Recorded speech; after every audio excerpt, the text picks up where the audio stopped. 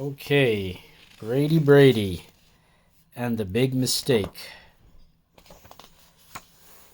It was a perfect afternoon for a game of shinny, and the perfect place was Brady's backyard rink. Brady shoveled off the ice rink and put out the nets. He wanted everything to be just right for his friends. That's when the idea hit him.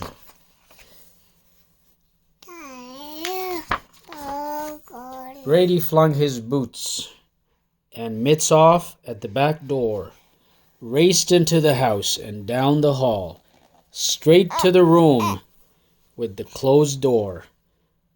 This was his dad's office. It was filled with stacks upon stacks of old hockey magazines, dusty trophies, hockey cards, and autographed pictures and programs. But there was something that was more important than everything else. It lay in a gold velvet case, smack in the middle of the desk. It was his father's special signed puck.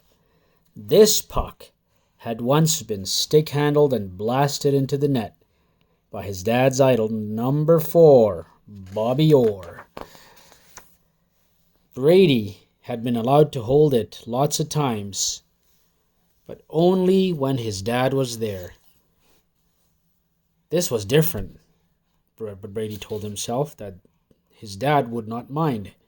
After all, pucks were meant to be played with. Still, his hand trembled a little as he carefully lifted the puck out of its case. It felt warm in his cool fingers. He had to show it off to his friends. Through the window, Brady could see them arriving. Quickly, he stuffed the special puck in his pocket and rushed to put his skates on. "Hey, everybody, check this out," Brady hollered when he reached the yard. He held out the puck and the kids crowded around. "What are we supposed to check out?" Tess asked with a grin. "It looks like a puck to me."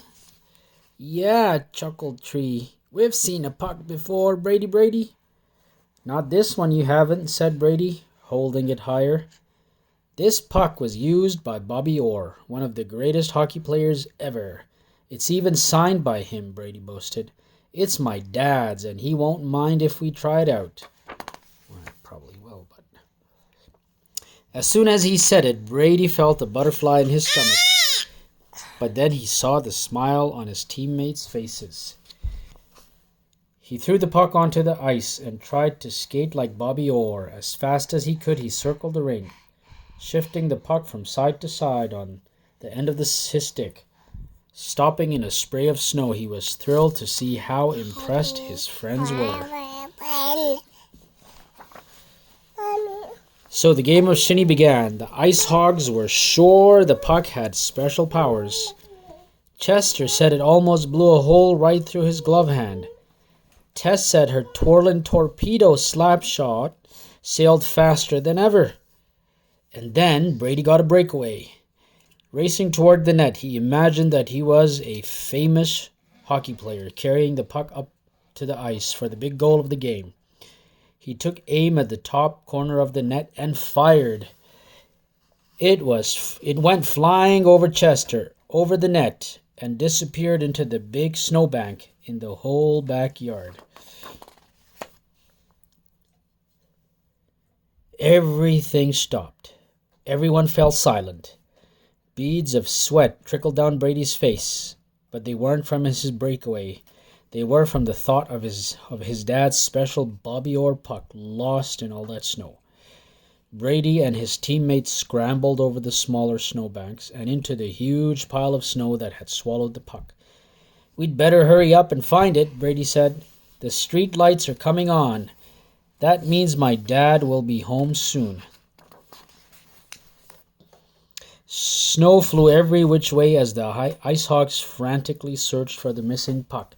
One by one, they flopped, exhausted, into the snow. "What am I going to tell my dad?" Brady cried, burying his face in his hands.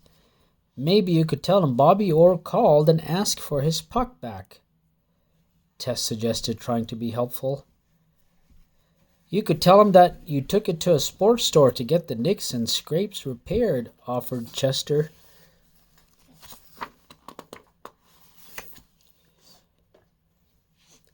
Brady looked up at the pile of snow. How could he have made such a big mistake? His father had taken special care of that puck because it meant so much to him.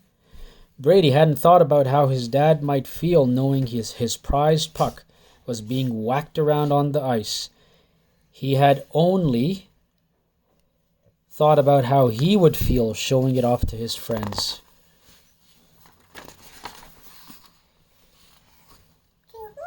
Brady heard the car pull into the driveway. He couldn't move. His friends felt badly for him, wondering what he was going to tell his dad. Brady's dad walked into the backyard. "Hi, kids, having fun?" he asked. But nobody answered. They couldn't even look at him. Then in the silence, a small voice spoke up. "I need to tell you something, Dad," Brady mumbled. "And you're not going to like it." Brady's eyes met his father's. "You know your autographed puck that I'm just supposed to look at? Well, I did more than look at it. I picked it up."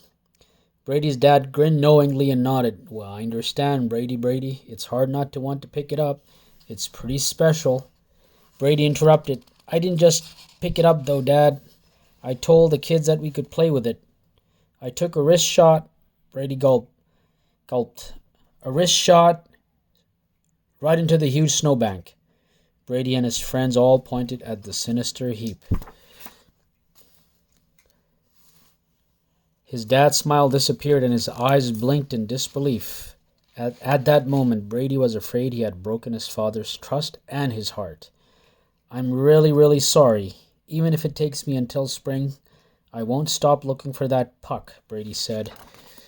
Brady's dad squeezed his shoulder and looked at him. "To be honest, I am disappointed that you took the puck without my permission. But believe it or not, Brady, you're telling me the truth about what happened means more to me than any puck, even that one. And do you know what else?" he added. "You won't have to look for it until spring. I'll help you now." Brady's dad gave him a wink. "Why don't we start by looking in Hattrick's doghouse?" Look, Hattrick found it.